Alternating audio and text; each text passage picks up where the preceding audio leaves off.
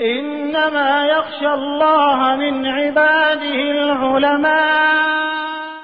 جرأت کا نام ہے دیوبند والے، عالی مقام ہے دیوبند والے۔ بسم اللہ الرحمن الرحیم۔ الحمد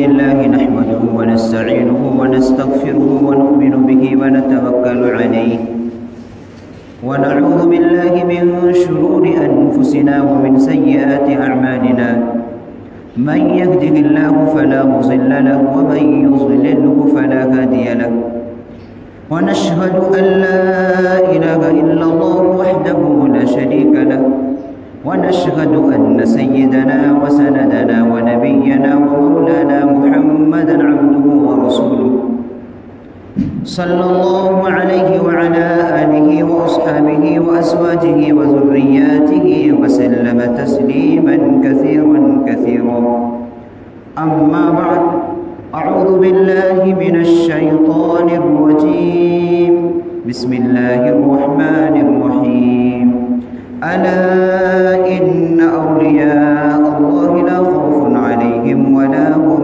يحزنون، صدق الله العلي العظيم۔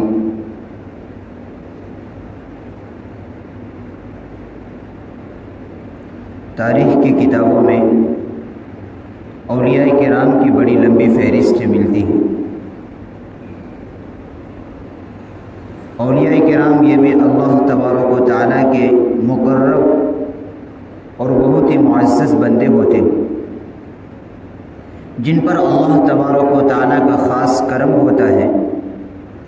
وہ اللہ تبارک و تعالیٰ کو راضی کرنے کے لیے رات و دن محنت میں لگے رہتے ہیں، جسے اللہ تبارک و تعالیٰ اپنا محبوب اور ولایت کا مقام عطا فرماتا ہے۔ اس کی بڑی لمبی فہرست ہے۔ ان میں ایک نام آتا ہے حضرت مالک بن دینار رحمۃ اللہ علیہ کا۔ بہت ہی بڑے پائے کے بزرگ تھے، لیکن اس سے پہلے وہ ایک سپاہی تھے اور شراب پینے کے عادی تھے، پیتے بھی تھے پلاتے بھی تھے۔ جب جوانی کی عمر کو پہنچے تو ان کی شادی ہوئی۔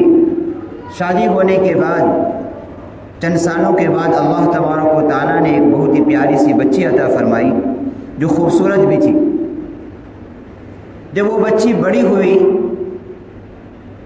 تو حضرت مالک بن دینار رحمۃ اللہ علیہ کے پاس آ کر بیٹھتی تھی، ان سے باتیں کرتی تھی، کھیلتی تھی، تو ان کی محبت ان کے دلوں میں اتر گئی۔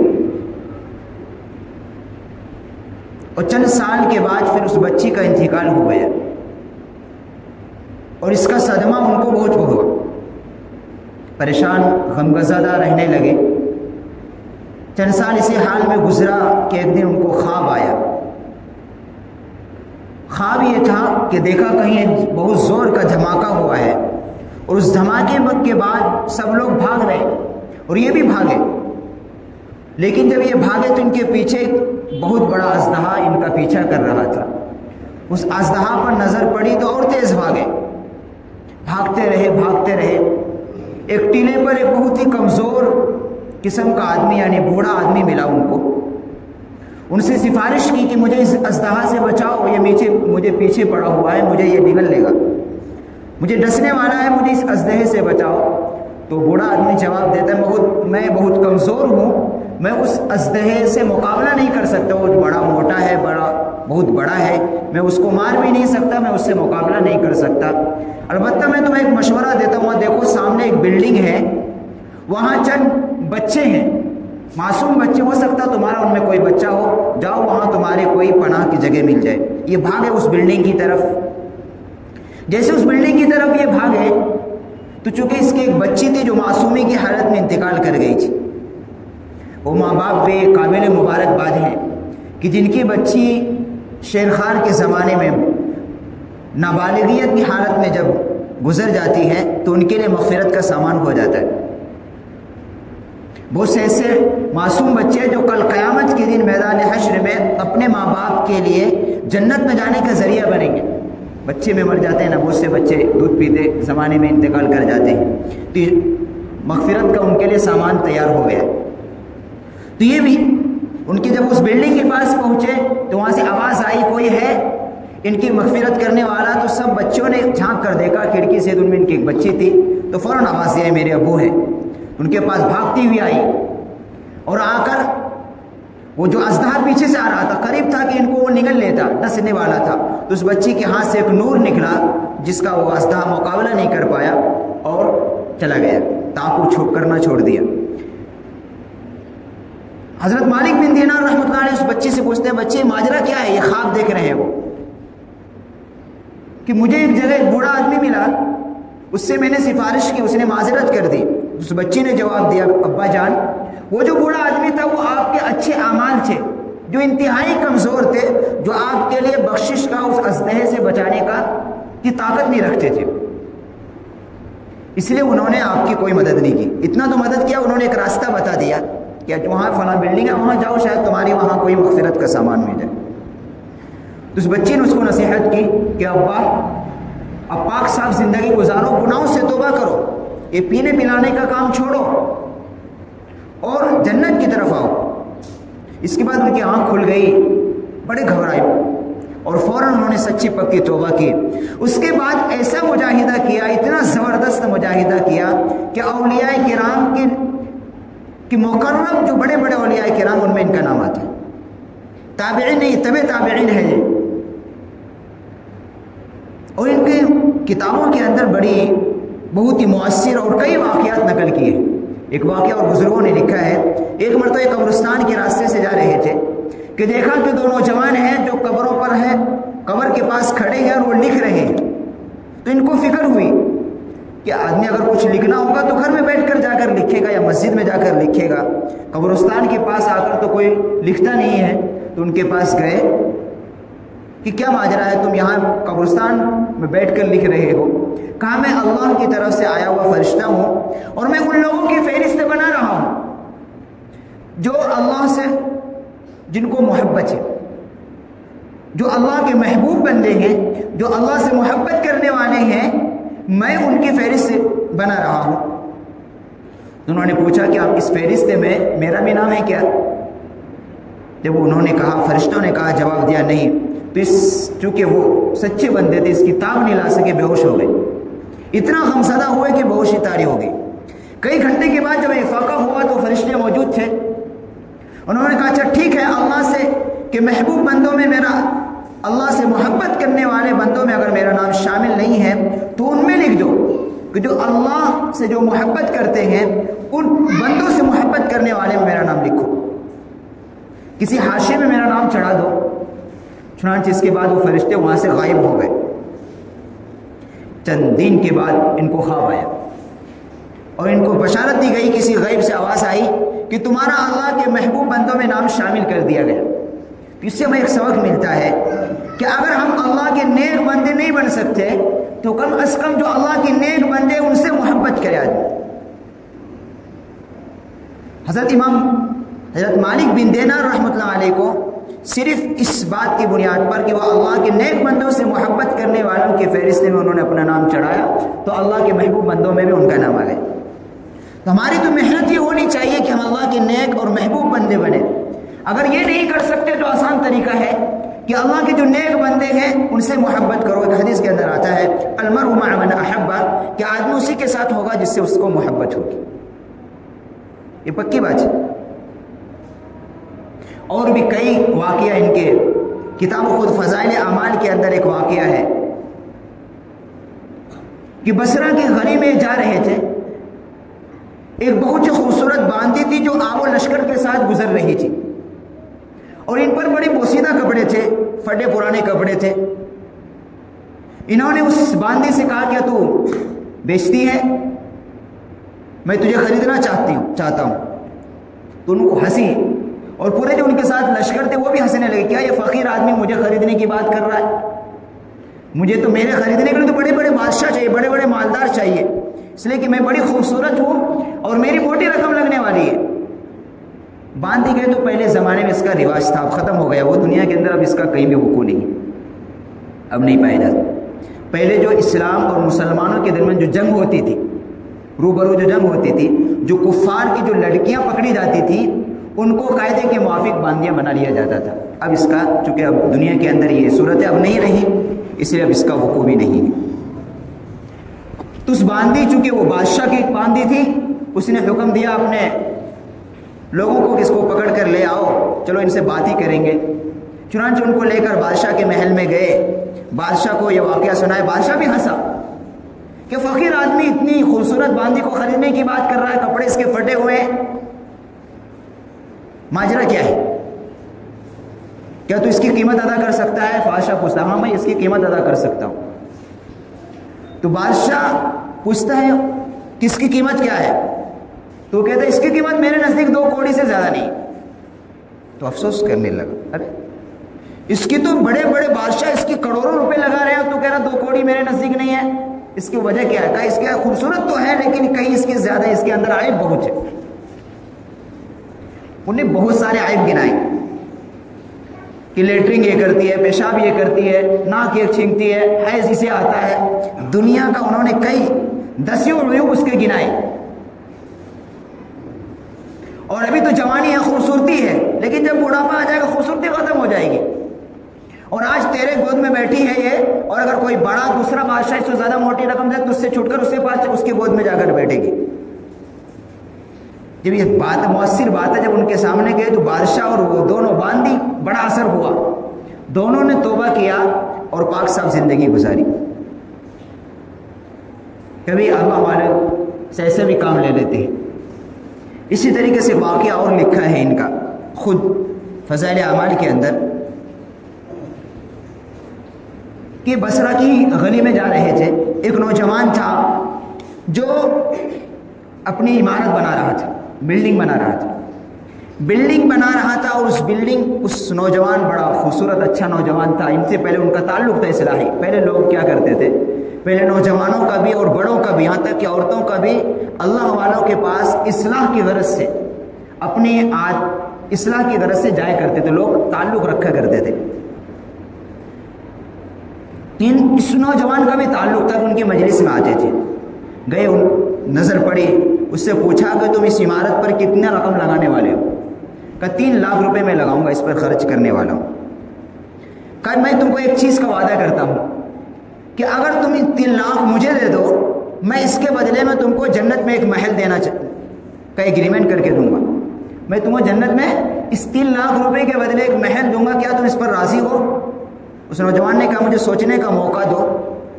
کہا ٹھیک ہے۔ چنانچہ ایک دن کے بعد وہ نوجوان خود اپنے گھر کے دروازے پر بیٹھا تھا، یہ اسی راستے سے گزر رہے تھے، پوچھا کیا تمہاری رائے اس سلسلے میں؟ کہا ٹھیک ہے، میں تمہیں 3 لاکھ روپے دینے کے لیے راضی ہوں، لیکن مجھے ایگریمنٹ چاہیے کہ مجھے اس 3 لاکھ روپے کے بدلے جنت میں ایک محل ملے گا۔ انہوں نے ایک پرچی لکھ کر ان کو دے دی اس نوجوان کو، اور 3 لاکھ روپے لے کر آ گئے اور ان سب کو غریبوں میں تقسیم کر دیا۔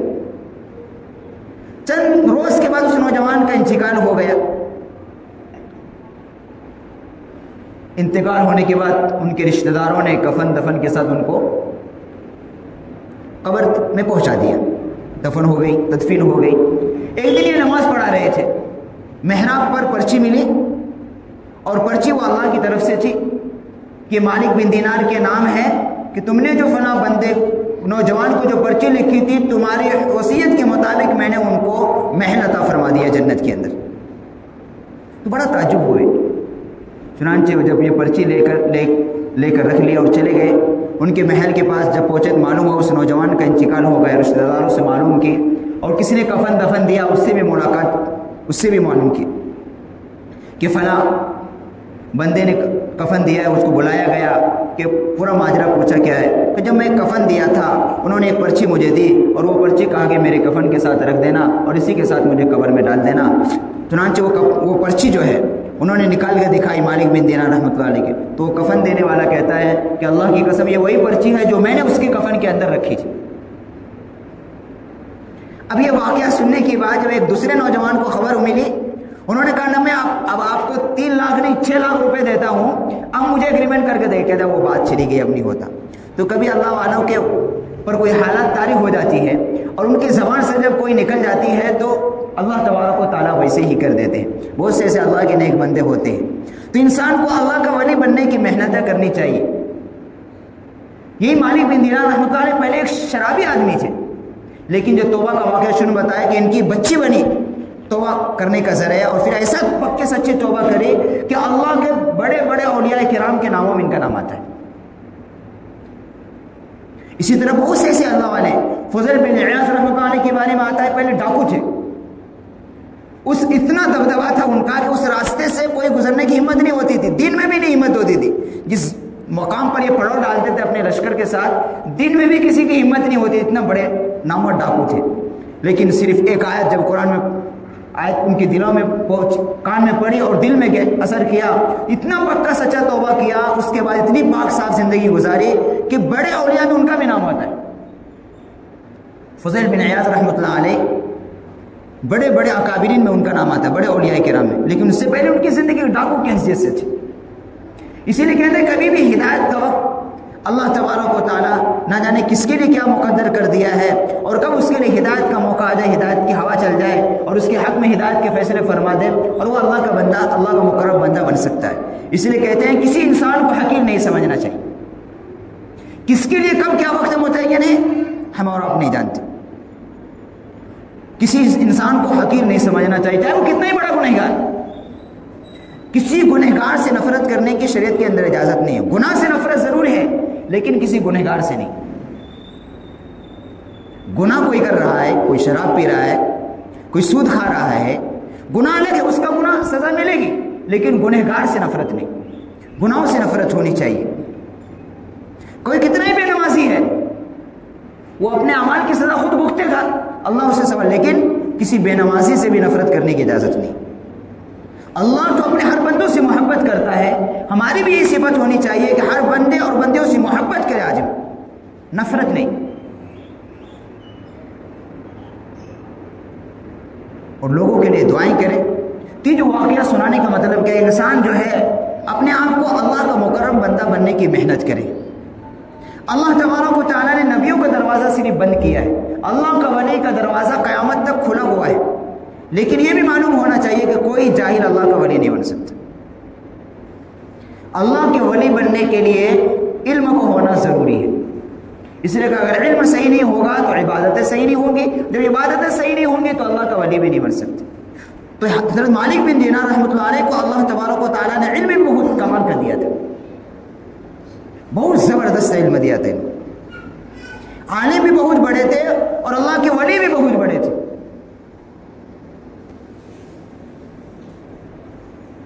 تو کوئی بھی اللہ کا ولی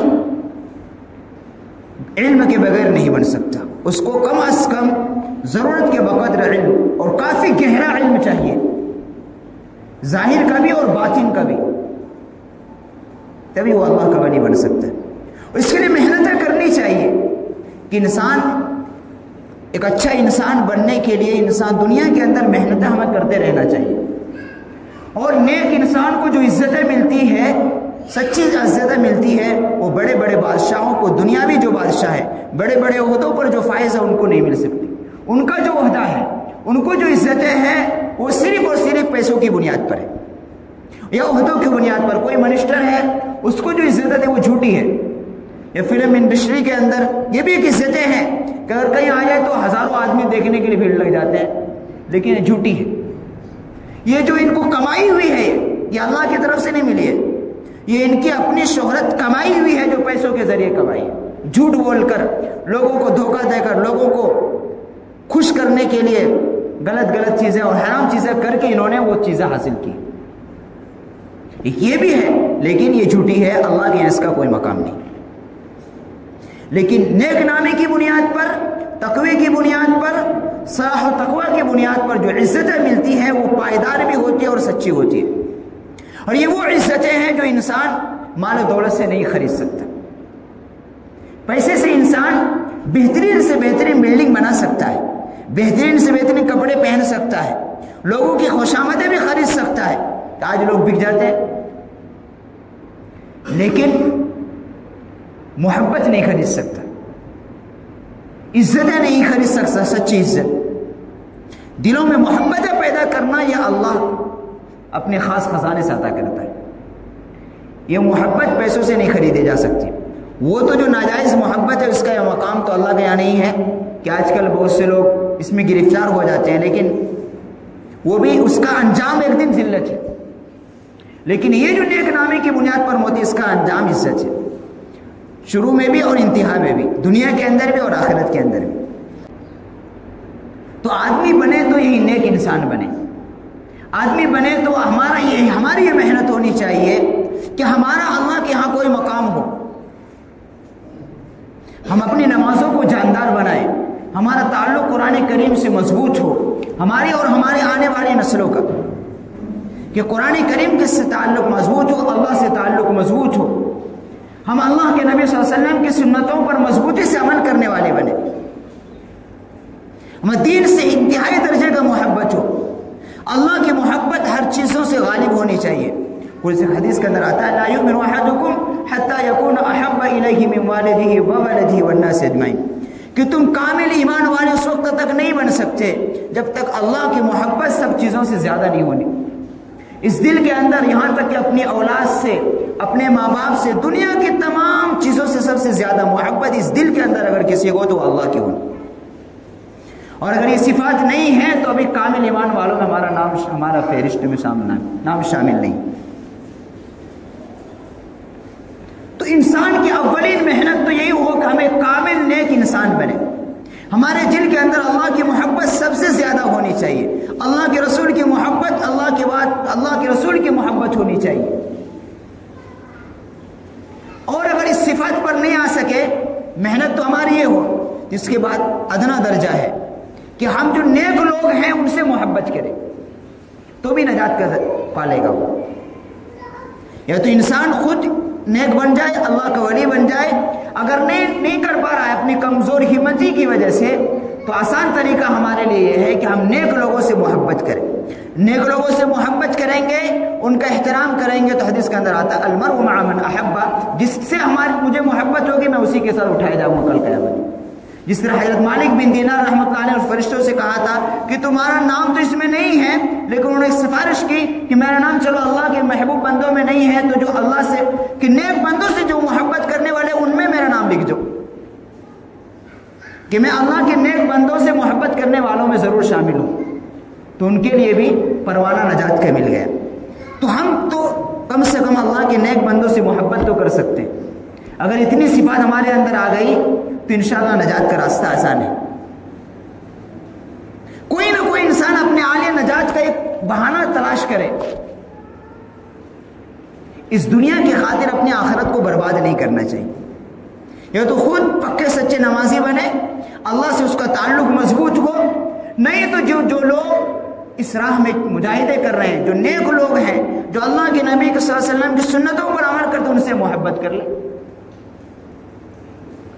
ان کا وہ احترام کرے، ان سے محبت کرے تو بھی نجات ملے گی، اور پھنس بھی جائے گا تو انشاءاللہ ان کی سفارش سے نجات ملے گی۔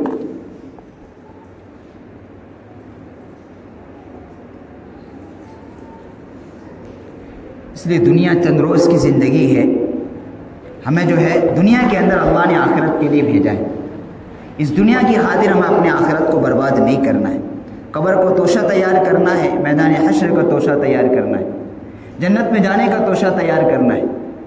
اس غفلت بھری زندگی سے ہمیں سچی پکی توبہ کرنی ہوگی، اور پاک صاف زندگی گزاریں گے، جنت کو توشہ خود تیار کر کے لے کے جانا ہے، ہماری اولاد نہیں دے گی، ہمارے بیوی بچے نہیں دیں گے، خود اپنے ہر ایک کو اپنا جنت میں جانے کا توشہ خود اسے تیار کر کے لے کے جانا ہے۔ اس لیے ہم یہ عہد کریں کہ اللہ تبارک و تعالی ہمیں جو ہے اپنے نیک بندوں میں شامل کرے، اور ہمیں گناہوں سے بچ کر پاک صاف زندگی گزارنے کے ہم عزم و ارادہ کریں۔ زندگی کبھی نہیں معلوم کب ختم ہو جائے گی، ایسا تو نہیں، آنے کی تو ترتیب ہے، جانے کی کوئی ترتیب نہیں ہے نا،